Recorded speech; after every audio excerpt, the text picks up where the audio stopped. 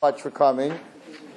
What we're doing, as you know, Arnav is based in Brooklyn, and I get a lot of emails and a lot of phone calls that girls would like an Arnav type of program where they live.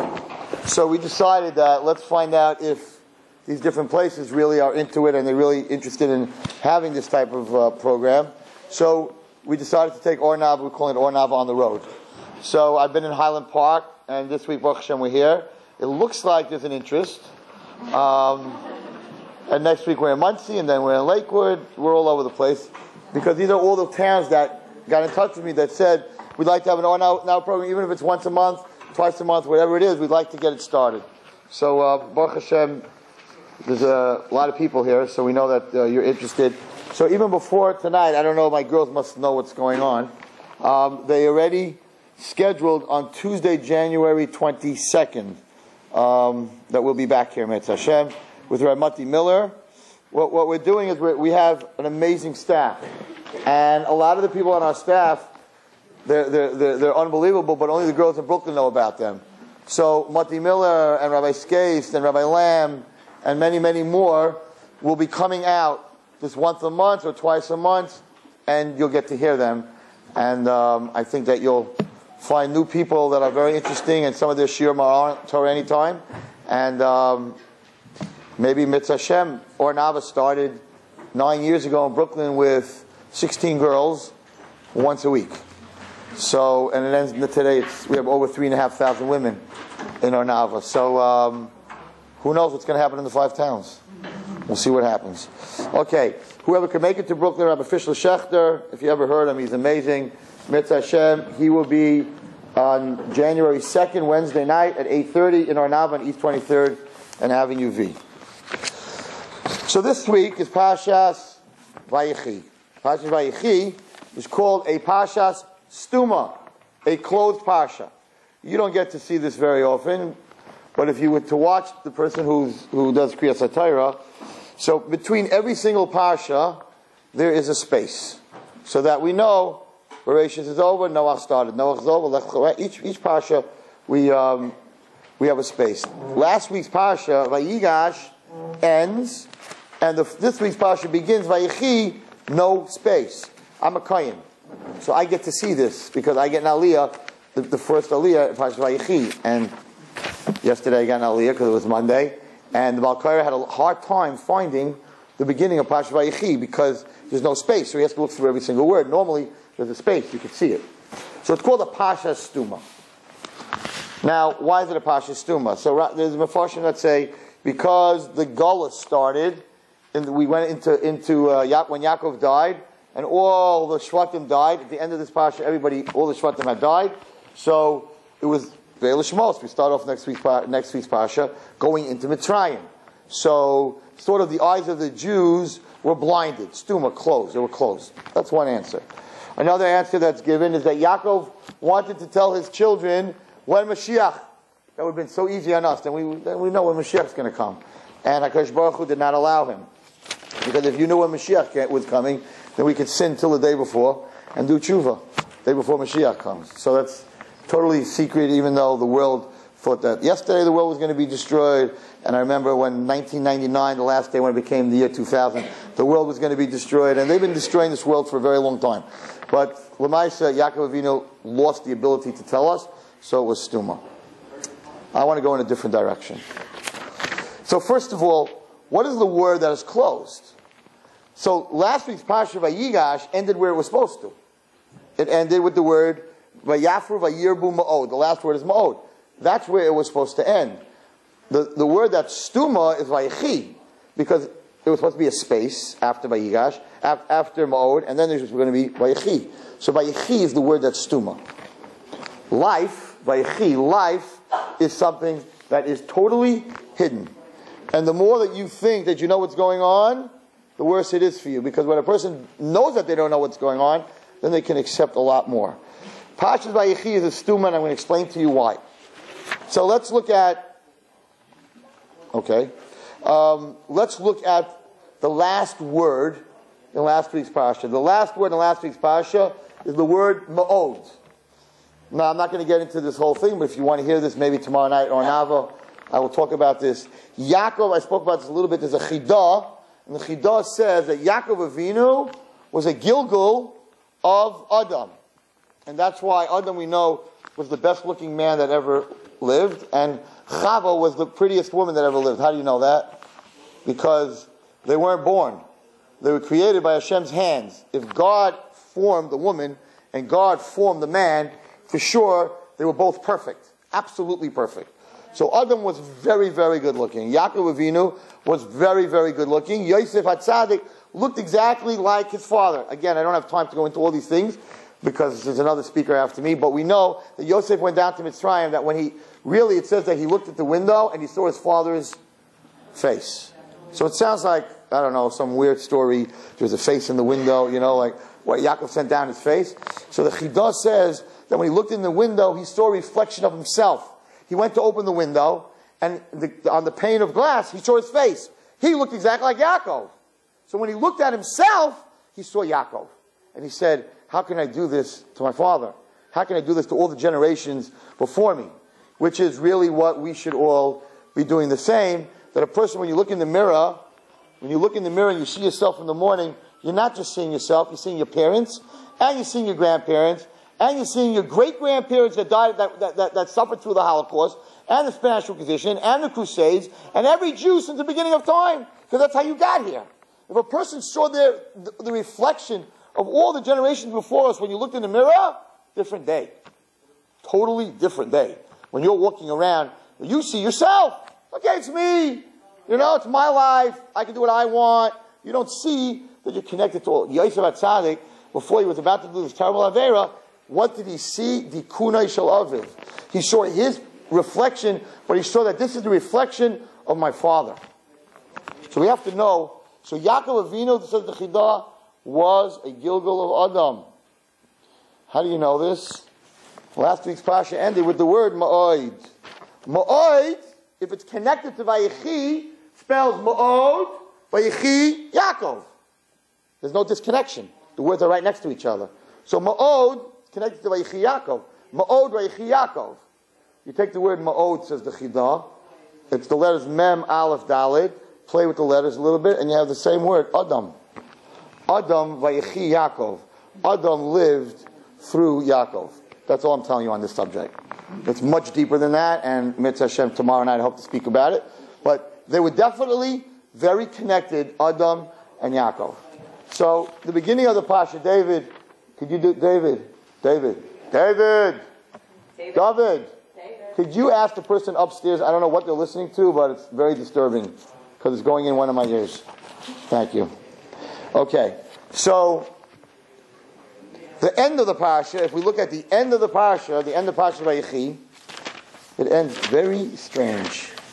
So if you go to Shul this Shabbos, this is Shabbos, Pashas Chazak. Everybody's going to scream, Chazak, Chazak, V'nis Chazek. What's the last pasuk? Now you have to understand something. If you look tonight when you get home, you open a Chumash, and you look at the last pasuk of Shemos, the last pasuk of Bamidbar, Vayikra, and Devarim, they capsulize the whole book. And it always has the word Yisrael in it. So the last pasuk of Bereshis should capsulize Bereshis. Creation, the Mabul, right? Avram, Yitzchak, Yaakov, going down to Mitzrayim, right? There's a lot of things happen in the book of Bereshis. Akedas Yitzchak. Let's look at the last pasuk in Pasha Vayechi. Vayamas Yosef. And Yosef died. Ben Meah ve'eser shanim. He was 110 years old. Vayuchantu also. They mummified him. They turned him into a mummy. Vayisem ba'aron. And they put him in a coffin. In Mitzrayim. Probably the most depressing pasuk in the whole book of Bereshis. So that's how we end it. Hashem created the world. Avraham, Yitzchak, Yaakov, right? Yosef died. They mummified him, put him in a coffin, and left him in Mitzrayim. And then everybody in shul, including me, we're going to scream, Chazak, Chazak, V'nis Chazek. Be strong. Sure. Last pasuk just told me that they buried Yosef in Mitzrayim, and never, ever in the Torah does it say that they put him in a coffin. Nobody else was put in a coffin. Doesn't say they were put in a coffin. What do I need to know by Yisem Ba'aron? What do I need to know that they put him in a coffin? Where else would they put him? What's going on in this pasuk? Psukim don't waste words. Why are you ending, HaKadosh Baruch Hu, why are you ending the book of creation with such a sad, tragic pasuk? You could have put that somewhere else. Yosef died 3 psukim before that. Why are you telling me the last pasuk seems to be, this is the capsule? That they put him in a coffin, that they buried him in Mitzrayim, that he died and he was mummified, seems to be a very important pasuk. And I worked a long time to try to figure this out. And I'm going to tell you the teretz. We have to go back. We have to go back a little bit to understand the teretz. So let's go back to Parshas Vayeshev. Yosef HaTzadik has a dream, and he has a dream that there are 11 stars, and a moon, and a sun, and they all bow down to him. And there are 11 bundles, and they all bow down to him. And he says over this dream, and we know that if you have the same type of dream 2 times in a row, it means that it's going to come true. And his brothers get very angry, but it says by his father, by Yaakov, Aviv Shamar Sadava. Shamar can mean he wanted to see the reaction. Shamar can mean that he didn't forget, because he understood that if his son Yosef had these 2 dreams, then it must be it's going to come true, so he watched it. In other words, I have to see how this is going to happen. He knew who Yosef was. The brothers looked at it, that Yosef was making himself king, which is Moed B'Malchus, because Yehuda was supposed to have the Malchus, so they paskin that he has to die. But his father, Shammai Sadov, he's like, this is going to come true, but I don't know how it's going to come true. So there's a famous question. It's a little bit of a rabbi joke, but it's a famous question. And of course, well, you'll hear the joke, and then don't get insulted. So the question is, how come Dinah, he had a sister Dinah, didn't bow down to him? Dinah should have been the 12th star, 11 brothers, and one other star for Dinah. So it should have been 12 stars that bowed down to him. But he only dreamed 11 stars. So what do we learn from this? That you can't even dream that your mother-in-law is going to bow down to you. How was Dinah his mother-in-law? Dinah had a baby called Osnas. Osnas married Yosef, which made Dinah Yosef's mother-in-law. So the rabbi said, that's not going to happen. Even Yosef's dream, a mother-in-law is not bowing down to a son-in-law. That's for sure. Okay, I will note in my notes that the 5 towns do not like mother-in-law jokes. I got to test it. Listen, I got to come back here. I got to know what I'm doing. Okay, mother-in-law jokes do not work here. Fine. Anyway, serious crowd. So his father sent him to find his brothers. Okay, listen carefully. So he's looking for his brothers. And a man finds him. And he's wandering in the field. And the man asks him, Matavakesh, what do you want? 2 big questions on this pasuk. 1, what do you mean the man found him, and behold, he was wandering? You don't find someone, it should say, and Yosef was wandering, and the man found him.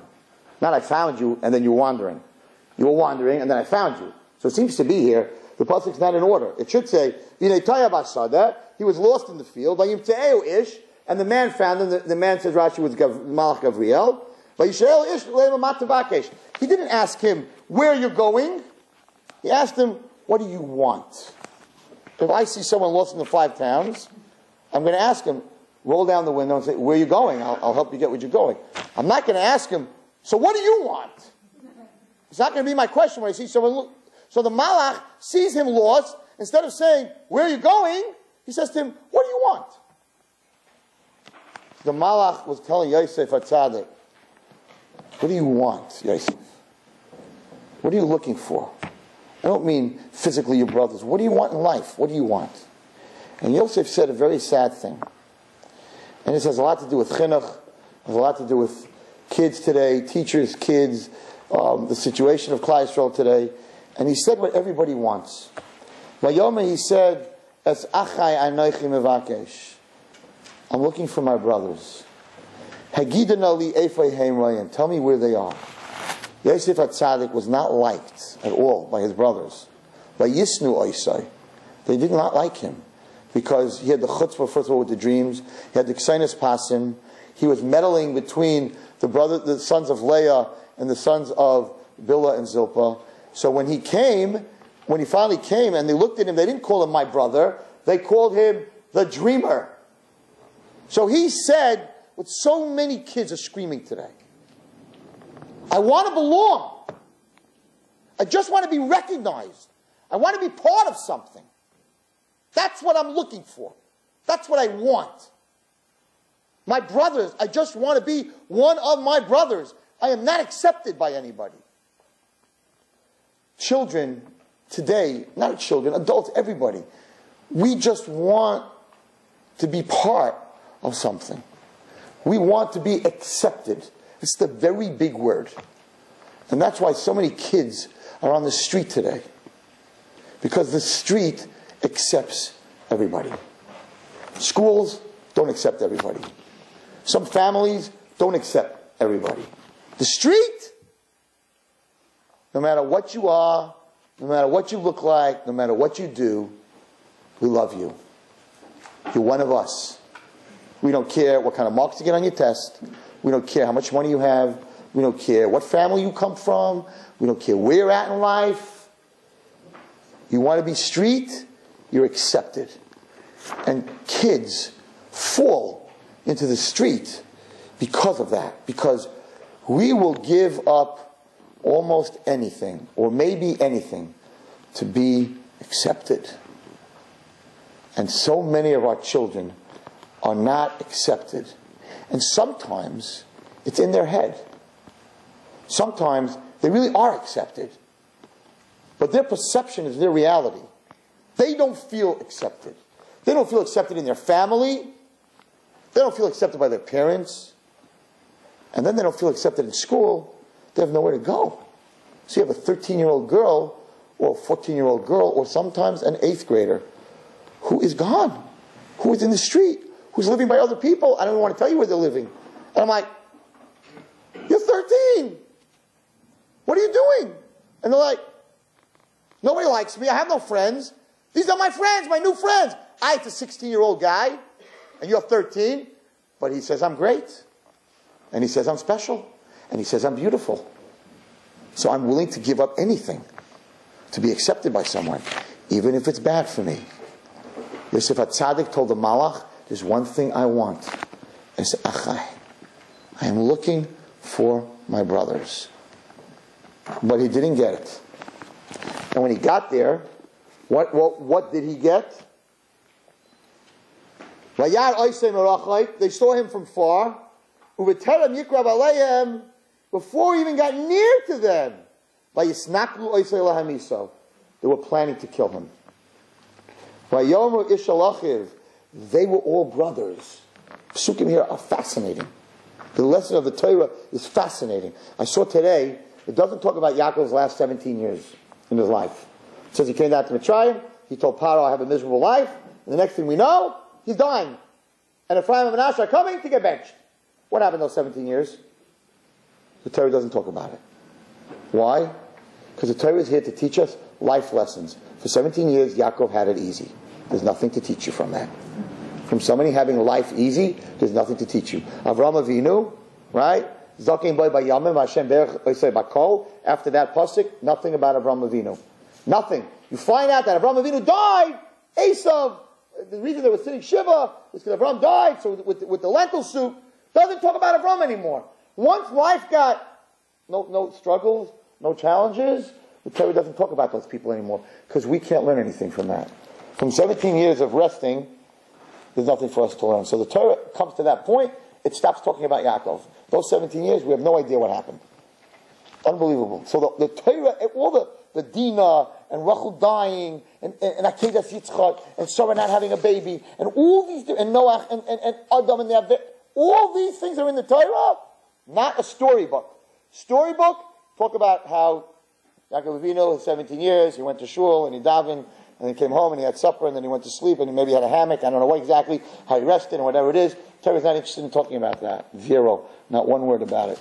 You need to know his suffering, his struggling, Yosef's struggling, because that teaches us a lesson. Over here was a struggle of a young boy that just wanted to be accepted. He didn't tell the Malach, I want to be king, I want to be the boss, I want to be special. Nothing. Want to be one of my brothers. And they, listen to the pasuk, how every word counts. Vayomer ishal achiv. They were all brothers. All 11 of them that were there. They all were brothers. Hine ba'al hachaloimos. The dreamer is coming. Let's throw him into the bar. Okay. So you all know the story. We'll go through Vayeshev, and we'll come to Parshas Miketz.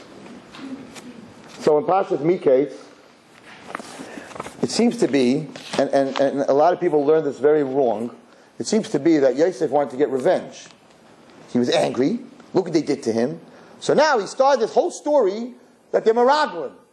Right? They came in and he's like, you didn't come for food. You came because you're all a bunch of spies. Why is Yosef doing that? I am sure Yosef was a very big tzaddik. He was Michael them. What are you doing? What are you trying? Why are you accusing them of being spies? Leave them alone. And the answer is that Yosef HaTzadik knew that the brothers had to do tshuva because his dreams came true. So they were saying he was a Navi Sheker. Once he became king of Mitzrayim, he realized, I'm not a Navi Sheker. The Nevi'ah is going to come true. And when his brothers bowed down to him, he knew for sure he wasn't a Navi Sheker. So when they bowed down to him, the minute he said, the first thing he said to them was, you're spies. Why? Because he wanted them to do tshuva me'ahava, from their own, not because he's accusing them. So what did he do? He was brilliant. He said, what I'm going to do is I'm going to call them spies. I'm going to accuse them. I'm going to be chaysh b'kshem. I'm going to accuse them falsely. Now, my brothers are tzaddikim. What happens to you when you burn your finger? What's the first thing you say? What did I do wrong with my finger? Mida keneged mida. You have an earache? What did I listen to? Lashon hara? So he said, what are they going to do? They're going to say, why is this guy accusing us falsely? We're not spies. Aha. Must be mida keneged mida because we accused our brother falsely. And it's going to bring them to do tshuva. Brilliant. Brilliant idea. Right? Mida keneged mida. They're going to figure it out. What does Yehuda say? Yehuda says to his brothers, it seems to be that we have sinned. Yosef is very excited. He's admitting that he sinned, right? He's going to do tshuva. What was his sin? He says, my sin is that we didn't have Rachmanis. We didn't have Rachmanis on our brother before we sold him. He was begging for Rachmanis, and we should have had Rachmanis on him. So Yosef HaTzadik said, they missed the whole point. The wrong that you did is not that you didn't have Rachmanis on me. The wrong that you did is you judged me falsely. So he realized they didn't get it. He said, okay, I'll do it again. They're going to figure this out. So he goes and he puts the cup in Binyamin's, and they're like, the Mitzrim come and say, someone stole the cup, and they're like, no way. No one would ever steal a cup. And they find the cup in Binyamin, and Yehuda says, oh my gosh, what are we going to do? Now he's going to get imprisoned, and he's not going to go back to my father, and my father's going to die. And Yosef's like, no. So take the next step. Why would Binyamin be accused falsely? Because you accused me falsely. So do tshuva. What does Yehuda do? He says, listen, you don't let my brother go, we're going to murder you and the whole Mitzrayim. And Yosef's like, what am I supposed to do? So the pasuk says, Lo yochol v'yisapek. He said, they're not getting it. So I'm going to have to force them to do tshuva. I tried to hint them to do tshuva me'ahava. It's not happening. They're just blind to it. They think that what they did wrong, they were right for selling me, but what they did wrong was that they didn't have rachmanis. In other words, the verdict, the guilty verdict, they believe was correct. The sentence, they believe they should have had more rachmanis, when the verdict itself wasn't. So what did he say? He couldn't hold it back, right? So he couldn't hold it back. So what did he say?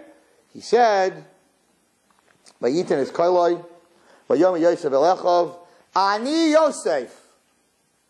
I am Yosef. Ha'od avichai. is my father still alive? Now, two questions. One, he knew his father was alive.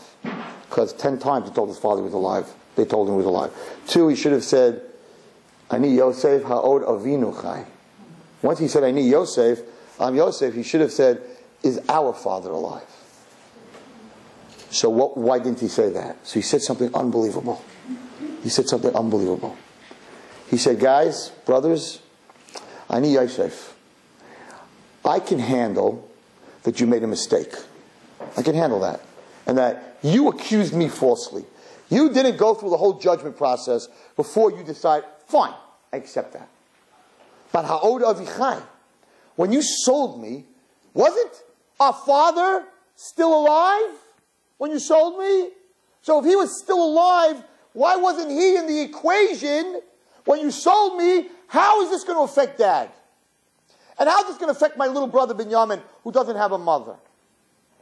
So he said to his brothers, you can stand there all day, I see, I tried, and you guys really think that the only thing you did wrong was not having Rahmanis. So I tried to make a point. You don't admit that you did something wrong. Okay, you didn't do something wrong, but what happened to my father? When you made that cheshbon, did you think about the pain that our father's going to go through? Ha'oid avichai? Wasn't he alive? Isn't he still alive? 21 years of pain you put him through? What is your answer for that? And then he said something unbelievable. Ha'oid avichai. If you don't take my father into consideration when you did what you did, he's not your father. He was cut out of your equation. He's not your father. Because if he was your father, he would have been in the equation. So when we make a decision to do something or not to do something, it's not about you. You have to take into the equation everybody that it affects. And if you don't take the equation, it's going to affect my mother, my brother, my sister, me, whatever. You don't take, then they don't exist. That's what Joseph said. Not Avinu. If it was Avinu, you would have thought about him when you made that decision. But he still wants to be, after all this, he still wants to be one of them. And he wasn't. So what happens? They lose their breath because there's no answer to that question. You can make a mistake for yourself. And I always tell that to my teachers. You can make a mistake for yourself at home, wherever you want, but you cannot make a mistake for someone else. So before you make a decision, before you take a kid and throw them out of school, you got to think about, how is that going to affect this kid's family? How is that going to affect this kid's parents? How is that going to affect this kid's children? You're putting him out in the street. He's going to end up who knows where. He's going to end up marrying who knows what Halavaya Jew. How do you know how it's going to affect his children? So before you make that decision, before you write failing across a sheet of paper because he got a 60 in big red numbers, you need to think about, how's that going to affect this child and this child's children and this child's wife or husband and this child's parents and this child's siblings? Because if you don't take them all into effect, then they are dead. Then they don't exist. Ha'oid avichai. And that's a very big responsibility. And when you're so full that there's no room in my school, and there's no room in this, and people are running around, and they can't find the school that they want, and the sister's here, and you have to understand, every decision that you make for yourself, that is your business, said Yosef. Ani Yosef, you sold me, I accept it. Wait, Avichai, the reaction of what you did, I don't accept it. A person has to know every move that they make, and everything that they do, you have to take into consideration all the generations. And the great-grandmother that died in Auschwitz. And this is her great-grandchild. And what are you doing with this kid? She died saying Shema Yisrael. So you're throwing him out? It's a very different cheshbon. I'm not saying there's never a time that a child should be thrown out. But let me tell you something. There's never a time that a child should be thrown out and you don't have a plan where he's going. You're chayev misa. You're killing that child. How dare you throw a kid into the street without a plan where he's going? If it's your kid, at least you don't belong in my yeshiva, you're a chayti, a machti, whatever you are, but I'm not going to let you go until I have a place for you. Just throw him into the street. Yosef said, then all those people, they're not alive. He's just my father. He's not your father. And the pasuk goes on. So that when it comes to a din like that, there's no answer. So they had no answer. So what happened? They lost their neshama, it says, and his brothers could not answer him because there is no answer. There's an answer why you did that to me, but not why you did that to my father. Because they were embarrassed from in front of him. And I was thinking, this is my own shot, so I'm telling you straight up, it's my own shot, and I didn't see it anywhere. I thought to myself, if he looked exactly like Yaakov Avinu, and the Musar he was giving them now was, you forgot about my father, kind of halumi panov. They were embarrassed in front of his face, because his face was the face of Yaakov. And they realized that they hurt their father, and he was 100% right. Ma'om shot. The word mipanov comes from face, person's face. Okay? So what is this tzaddik, and this is what we all need to learn, after all this pain that Yosef went through, and he went through Potiphar's wife, he went through jail, he went through living by himself with his 2 kids in the lowest nation of the world. No yeshiva for his boys, no minyan, all by himself. His brothers had a minyan, a yeshiva, everything they needed. He was all by himself. What did he do? He still wants to be one of them. And he says to his brothers, Geshune Eilai, come close to me. Vayugashu, and they came close. And he said, unbelievable, listen to what he said. He's begging to belong. This is the Torah, every word. He says, I'm Yosef Achichem. I'm Yosef, your brother. Before he said, I'm Yosef, I'm alive. Now he said, I'm your brother. I'm Yosef Achichem. I want to be your brother. Hashem achatem oisi Mitzrayim. You sold your brother to Mitzrayim. He says, but don't worry about it, guys. Because the reason you sold me wasn't your fault. Hashem sent me here to feed Klal Yisrael. And finally, many psukim later, is the pasuk that Yosef was waiting for. Vayipol al tzavore Binyamin achiv, and he fell on the neck of Binyamin, his brother. Vayech, and he cried. Binyamin boicha, and Binyamin cried. Vayenashek l'chol echav. No matter how somebody hurts you, don't hold a grudge. Nobody in this room or in this world went through what Yosef HaTzadik went through. Being sold is abuse. Being left out of his brothers, being made fun of, being in Mitzrayim, Potiphar, everything he went through. And what did he do to his brothers? What does he do? He kissed every one of his brothers. And he cried on them. And here's the pasuk. It's pasuk Tezvav in Perek Mem Hey. V'achrei came, and after he hugged them and he kissed them, he finally got his dream. Says the pasuk, V'achrei came Dibru Echav Itay. And finally, his brothers spoke to him as one, as a brother. V'hakol nishma beis Paro. And the rumor, the voice went out in the whole house of Paro. Because Paro knew that Yosef is as high as he was. He felt rejected. He didn't feel one of his brothers. Paro knew this. No matter how high he was, he missed his brothers. So now Paro heard what went down, that they called him brother. So what does it say? That the brothers of Yosef, the first time they're called by Paro, Bo Ache Yosef. They came and now they're the brothers of Yosef. They're all brothers. And they became happy. Paro, these lowlifes, Paro and his avodim were happy because Yosef now belonged. He wasn't by himself anymore. He was finally accepted. What a lesson from the Torah on Bein Adam v'Chavero. And understanding when you push from your group of, not in this group, when you have a group of girls that go places and that one kid you don't invite to the party or to go to this girl's house for the Shabbos, that one kid, you need to know, that one child, that one girl in your class, she feels like Yosef. She feels alone. She feels unaccepted. And you're pushing her into someone very bad's hands because she's now vulnerable and she just wants to be accepted. And she will pay the ultimate price to be accepted by anyone. How careful we have to be to know that what are we looking for? What is this girl looking for? I'm looking for my sisters. Just want to be part of the group in school. So I'm not so flamboyant, and I don't dress like them, and I'm a little bit of a nerd. So you think because I'm a nerd or however I am, I don't want to be part of your group? And you always leave me out, and I sit there in the corner and I don't say a word, but inside I'm zerbrochen, I'm broken. So the Torah goes through a whole parsha of Yosef to show you how Yosef had tzaddik.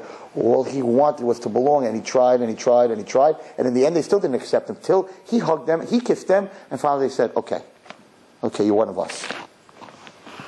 Now let's look at the end of this parsha to understand why the parsha ends this way. So the struggle that Yosef went through with Potiphar's wife, we don't have time to go through the whole struggle, but the struggle, of course, was a huge struggle. And the Chidah says that Yosef was a Gilgal of Adam through Yaakov, and Potiphar's wife was the Nachash, and it was the war of the world. And had he sinned, he was Yesod, he's the foundation of the world. The whole world would have been destroyed. This was it. Potiphar's wife, Eshes Potiphar, and there's many riots, Gematris, and everything. It was the Nachash. This was it. This was it. And finally, Yosef was able to escape because he left his jacket. Doesn't mean his jacket. He left his gashmias in her hands. And he said, I can't fight you, Zecharia, if I'm going to have gashmias. If I have gashmias, you're the king of gashmias. So he left it in her hand, and the pasuk says, she left his clothing next to her until the master came home. Says the Chidah, that means the Satan has our clothing, which means our chitzonius, our materialism. Until the master comes home, the master will come home when Hashem comes back into the Beis HaMikdash. That's what it's talking about. So we will always struggle as long as we are wearing clothing. It doesn't mean physical clothing, but spiritual clothing. As long as money and all the other things covered and respect, all the stuff that we live in, as long as we don't get rid of that, the Satan has something to grab. It's like a football player. So they wear very tight jerseys. So if you can't catch them, right, you can get a hold of a loose jersey, a jacket, and you'll pull them down. But if he's wearing a tight jersey, you can't pull him down. So every football player knows that if I'm faster than you, I don't want you pulling me down by my sleeve of my jacket because it's hanging behind me, right? So they wear a very tight jersey. So it's the same thing. The less materialism a person has, the less the Yetzirah has what to grab on. So Yosef HaTzadik was the biggest fight of his life. She was not stam. The Chidah says she was Yetzirah created this woman. He knew what he was doing, right? And Yosef was not stam. And this was a war. A huge war between the two of them. And he made it out by the skin of his teeth. But he was able to break his teva, and he was able to leave, even though she had all her reasons why, Torah, she saw in the stars that they were going to have Jewish children, even though it was her daughter, she didn't realize it. And she said, I wasn't married, we never consummated my marriage. I have this in a share. The bottom line is she had all the excuses for him to do the sin. And she was right. All the excuses right. She wasn't an Eshet Ish, and it was min Hashemayim that she should have children. Her daughter had the children, Ephraim and Menashe. Everything was in place, and he said, "Chatatzi l'Elokim." At the end of the day, he's just wrong. I hear everything you're telling me. I'm not going to start up with Zumba, right? I'm not going to come to the 5 towns and start up with Zumba. But I heard all the excuses. It's not Jewish music, and it's all the Latin movements, but it's exercise. Sure. You think the Yetzirah is going to tell Beis Yaakov girls to listen to rock and roll? They're going to say, Chas v'shalom, I'm going to listen to Goyish music? He's not stupid. He's not going to tell you, go listen to rock and roll. No. Go listen to Latin music. Chas v'shalom. Go dance like a guy in a nightclub. Are you crazy? You know who you're talking to? You know what school I went to? He's not stupid. Zumba. It's Zumba. I have to exercise. And it makes me healthier. It makes me a better Jew. But you're also listening to Goyish music. And it's affecting your soul. Would you play that music if Rabbi Wallerstein came to your house? I'm not God.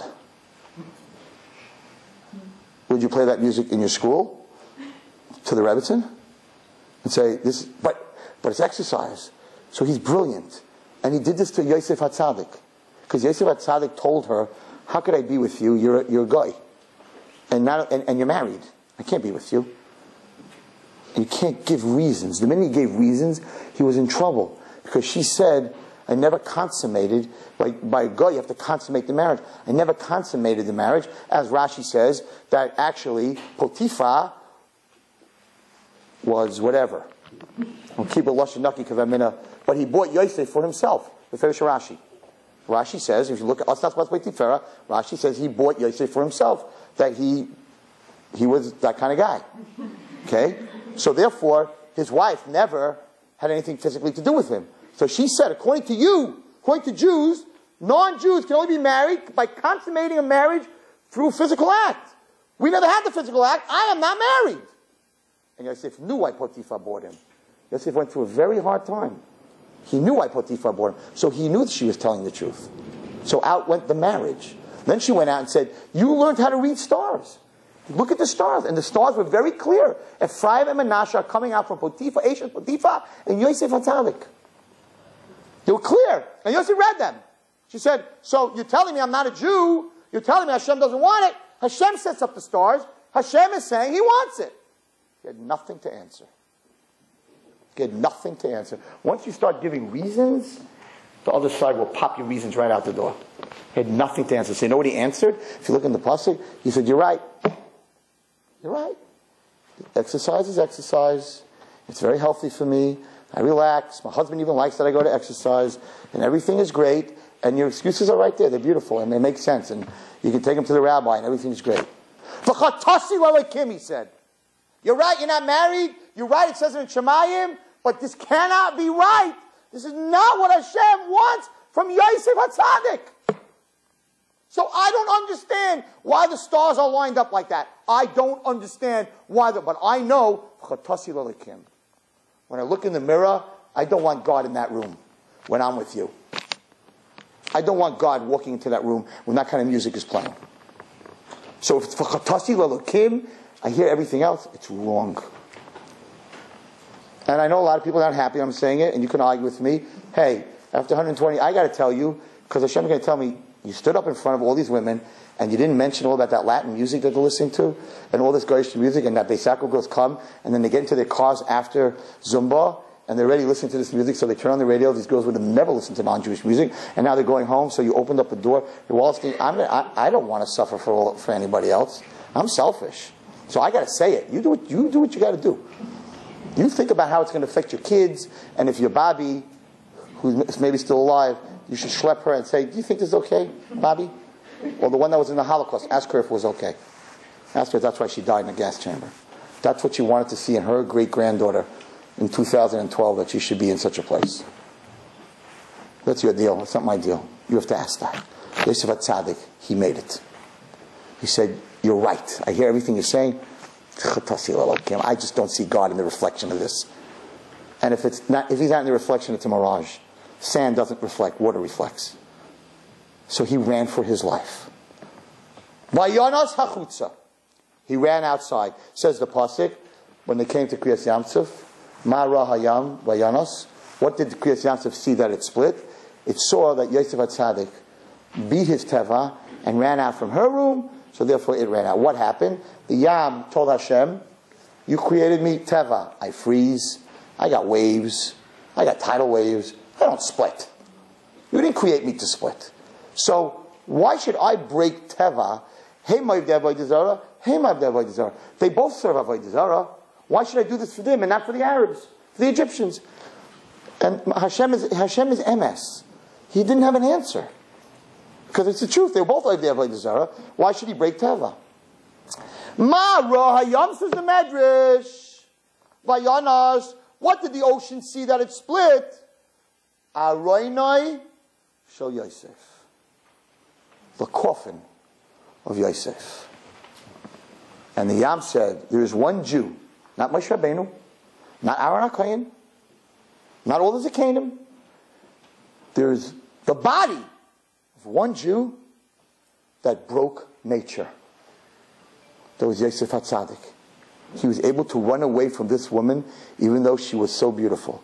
So if he broke nature, in his chus, I have to break nature. Otherwise, we were stuck between the Yam and the Egyptians, and we would have never made it. So now let's look at the last pasuk. The Pashas Vayichi. Not only it's not the worst pasuk in the whole Bereshis, it's the best pasuk in the whole Bereshis. What happened? Vayamas Yoizeh b'me'av ester shanim. He died. He was 110 years. Vayichantu Isai, and they mummified him. Vayisem ba'aron b'Mitzrayim. They didn't take him to Israel like Yaakov. Had he died and they took him to Israel, then when they came to the Yam Suf would have never split. The only reason the Yam split because of the Aron of Yosef. So if Yosef would have been buried in Eretz Yisrael, we would have been done. So the pasuk is telling us they mummified him and they put him, never talks about a coffin, in an Aron, and they buried him in Mitzrayim. Chazak, chazak, v'nis chazek. The worst pasuk in the Torah. It looks like the worst time of life, a hurricane, all these terrible things that Christ was going through, to the naked eye, but if you know what's going on behind it, it was the best pasuk. If he wouldn't have been left in Mitzrayim in a coffin, we would have been dead at the Yam Suf. So the Torah is telling us, at the end of Bereshis, they put him in an Aron in Mitzrayim. Chazak, chazak, v'nis chazek. That is fantastic news. Vayechi is a Pasha Stuma. Life is a very closed Pasha. We think that we understand bad things, good things. The worst pasuk in the Torah is actually the best. So why does Bereshis end with this? Because why did Hashem create the world? That the Jewish nation should get the Torah. If he wouldn't have been buried in Mitzrayim, and there wouldn't have been an Aron of Yosef coming out of Mitzrayim, we would have been destroyed at the Yam Suf. We would have never gotten the Torah. The whole Bereshis is not needed. Because the world was only created for Matan Torah. So what better pasuk to end? Bereshis bara Elokim, it's a Shemayim, it's a Aretz. What better pasuk to end that, yes, the last pasuk is what's going to get us to the Matan Torah. It's going to get us to the splitting of the Yam. We need to go inside our own lives. We don't always get this look. We need to go and understand that sometimes, what a terrible thing. He died, they mummified him, they buried him in a box. It's time to cry. And the Torah is like, no, it's time to say chazak, chazak, v'nis chazek. So in our own lives, in the hurricane, you went through a lot worse than Brooklyn went through. And I can't tell you why it's good. I'm not going to be a rabbi that's going to get up and give you reasons. I don't know why Hashem did it. I have no idea. But I can tell you one thing. It's a Pasha Stuma. And you got to look at the end of the Pasha. And the end of the Pasha is chazak, chazak, v'nis chazek. Thank you.